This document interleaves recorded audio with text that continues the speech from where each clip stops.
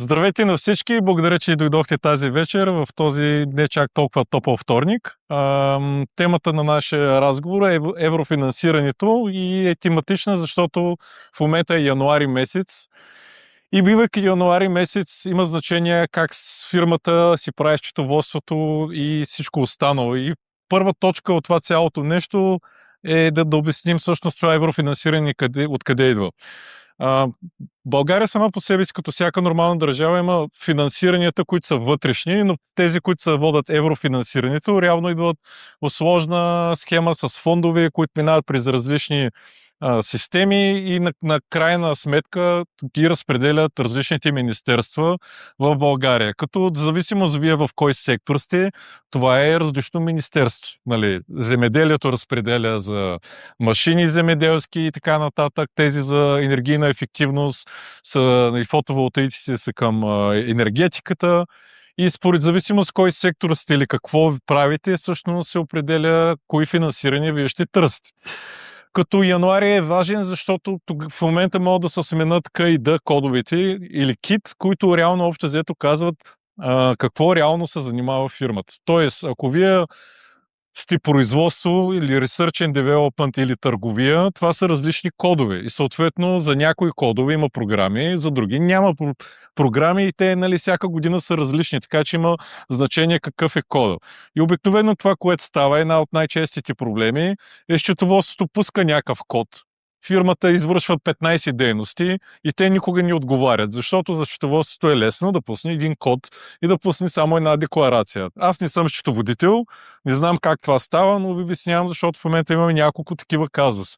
Едната фирма, тя произвежда машина. Машината сама по себе си е измислена от фирмата, т.е. те имат R&D, имат производство, като машината с чупи те ремонтират, т.е. те могат да ремонтират машината и на клиента си, съответно те имат и ремонтна дейност и след това могат да бъдат наети, за да извършат R&D-то за друга фирма, която няма нищо общо с тях. Съответно това вече са 4 кода, които са 4 различни неща и съответно те могат да участват по програма за кандидатстване на машини за производството, могат да участват за кандидатстване за развитие на софтуер, които са различни точки, но това пак са кайда кодовете и затова е много важно това да се изговори с счетоводството и вие да имате ясна идея какво смятате да правите тази година. Съответно е по-добре да се подадат повече кодове, отколкото по-малко, но много е важно, ако вие реално тази дейност не извършвате, няма никакъв смисъл от това, защото те го проверяват. Те реално ще искат да докажете, че вие, както е в конкретния случай, хубаво има машината производство, ама ремонтирана ли, има ли фактура, някой купил ли го е, моля да докажеш, че реално тая услуга се извършва и съответно това е една от тези спънки, които някой, ако не си е направил кодовете, защото никога не му е минал през главата, първа спирачка, второ е дописал някакви кодове, защото иска нещо, ама на практика той не извършва тая дейност. И съответно, това е едно от най-честите неща, които се случват. Другото нещо, тези всички еврофинансирания са базирани на точкова система. Точковата система варира за всяка една програма и има различни неща, като примерно в кой регион е фирмата ситуирана, т.е. къде е адрес. Съответно в момента излезаха резултатите за дигитализация и всички фирми извън София реално са одобрени. Има и такива, които бяха с много точки в София, но те бяха по-малко. Съответно, ако вие, примерно, адреса ви е в Пловдив и имате друг адрес в Родопи и няма никакво значение това цялото нещо, говоря за административния център на фирмата и имате намерение да кандидатствате тази година за някаква програма, би било разумно да си смените адресната регистрация на фирмата. Иначе казано, вие лекичко манипулирате системата, обаче това не е нелегално и не е нищо, това се наричат стратегически решения. Както и с К и Д кодовете. Ако знаете коя ви е програмата, е нормално сега да си ги оправите. Друго нещо, което много често се прави, и то не е само в България, защото тук много се казва, ние само в България така правим, а се прави навсякъде, се готвят книгите. Как се готви книгите? Имаме една много интересна фирма, в която щяхме да работим заедно. Естествено, ние влизаме да видим в регистъра тази фирма, има ли служители, случва ли се нещо и така нататък. И съответно, това, което се случва, тя е счетоводна къща, нали, само счетоводство, имат 998 хиляди оборот точно и 967 хиляди разходи. И в задачата се пита колко хартия хабли това счетоводство да направи приблизително, нали, 1 милион приход и почти 1 милион разход. И какво подявалите тая кантора, нали, обявила като разход. Съответно, като това го видят европейските там проверяващи, на тях им е пределно ясно, че тая фирма, бивайки счетоводна фирма, си манипулира книгите и съответно те получават 0 точки и те няма да получат никакво финансиране. Обратното обаче също е вярно. Ако искаш да участваш за програма и ще става въпрос за много пари и този проект е реален за теб, стратегическо решение да кажеш нещо счетоводство ти, знаеш какво? Тая година нека обявим, че защото обикновено се гледат последните 3 години и най-вече последната година. Е нормално да си изготвиш обратната посока книгите. Т.е. да обявиш последната ти година, че имаш ръст и съответно, щом ти имаш ръст, получаваш повече точки, защото реално те това, което гледат, то бизнес развива ли са, расте ли и съответно ние като му дадем пари, има ли смисъл в това, защото той в крайна сметка всичко се връщаме на това добра инвестиция ли е или не е добра инвестиция. И то е за еврофинансирането по същия начин. Но трябва, защото всички кандидатстваме, примерно, които сме тук, как парите няма как да стигнат за всички, ние трябва да имаме критерии. Тоест фирмите, които показват по-добри резултати, са с предимство. Фирмите, които са извън, са в регионите, които са приоритетни, които са примерно Северна България, Южна България с приоритет, защото икономиката трябва да се развива навсякъде по-равно и съответно всички тия неща имат значение. Оттам нататък проекти, как се провалят проекти. И това е много голяма болка, защото като питаш някой работил ли е, правил ли европроекти, той или много ги харесва, или много ги мрази. И съответно това идва от кой ти е консултант. Много важна точка. Значи ако изберете грешния консултант, той не може да ви направи правилно бюрокрацията отзад или го остави до последния момент и примерно в петък ви каже в 5 часа: много ми е важно да ми попълниш тия документи и ти изпрати 30 страници документация, която ти нямаш никаква представа как да попълниш, е ясно, че проектът ви е провален. Оттам нататък съм работил с консултанти, които сами не си спазват сроковете, т.е. ние сме подали за напред нещата и той изведнъж се сеща в неделя, че нещо му трябва, срока е бил петък. И съответно чисто документално проекта се разпада и реално това е. И те губят финансирането.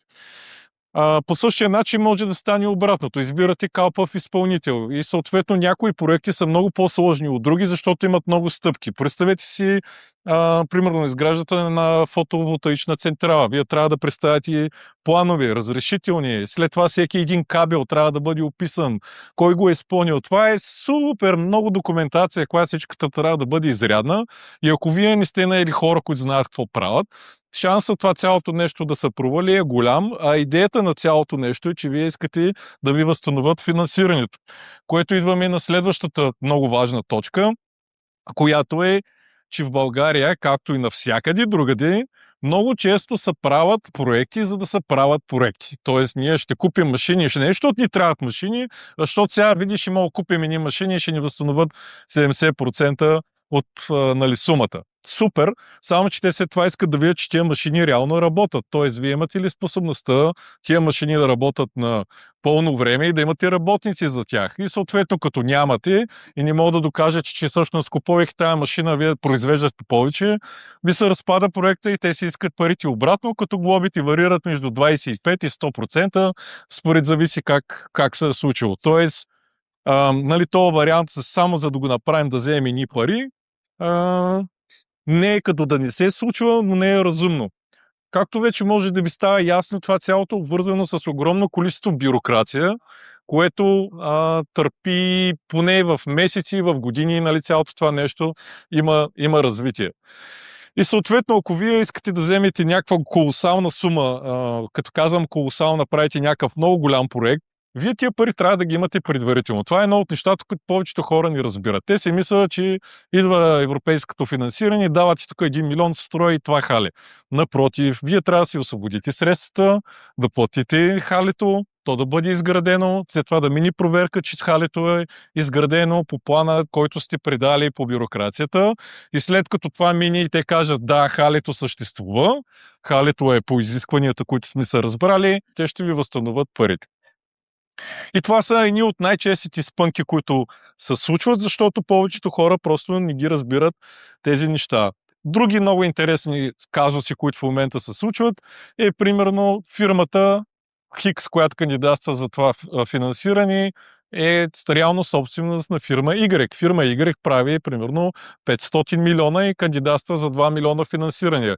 Очевидно фирма Y няма да получи финансирането и фирма Хикс няма да получи финансирането, защото те не са малумни и могат да видят, че фирма Хикс и фирма Y са две свързани лица и съответно това също играе, ако ние, както в момента имам такъв казус с един клиент, реално той е половината собственик на фирмата, друга фирма е другата половина на другия собственик. Тоест те са партньори. Просто едното е физическо, другото е юридическо лице и сега в задачата се пита те реално ще му одобрят ли финансирането и все още не е ясно, защото това са такива малко по-частни случаи.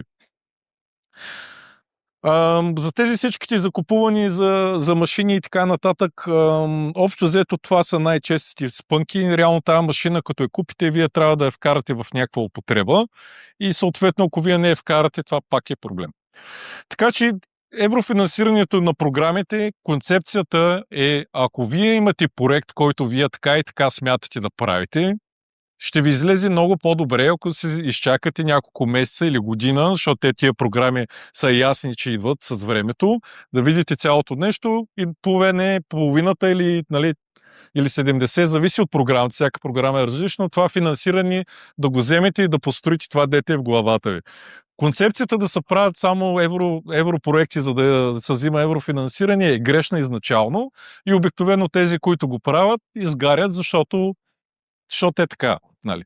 И съответно, ние като разпределителен център на цялото това нещо, ние квалифицираме клиента, разбираме какви са му нуждите и съответно, ако вие ми кажете днес аз искам да си построя хале, ние вкарваме в нашата база данни, следим проектите в момента, в който дойде правилната еврофинансиране за вас и за вашето хале, се свързваме, започваме цялата процедура с документите, виждаме колко точки имате и вече, ако това цялото нещо е възможно и точкуването ви е добре, ние реално пускаме надолу по линията. Това е накратко, което мога да ви разкажа. И от тук нататък въпроси.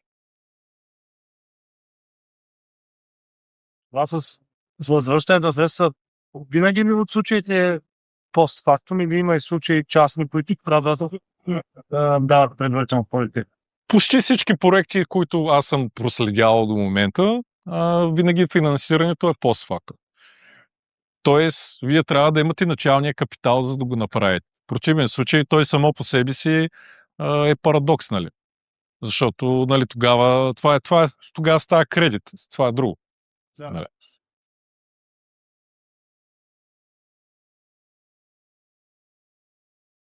Други въпроси? Супер. Сега пляскаме и си продължаваме с нетворкинга. Благодаря ви!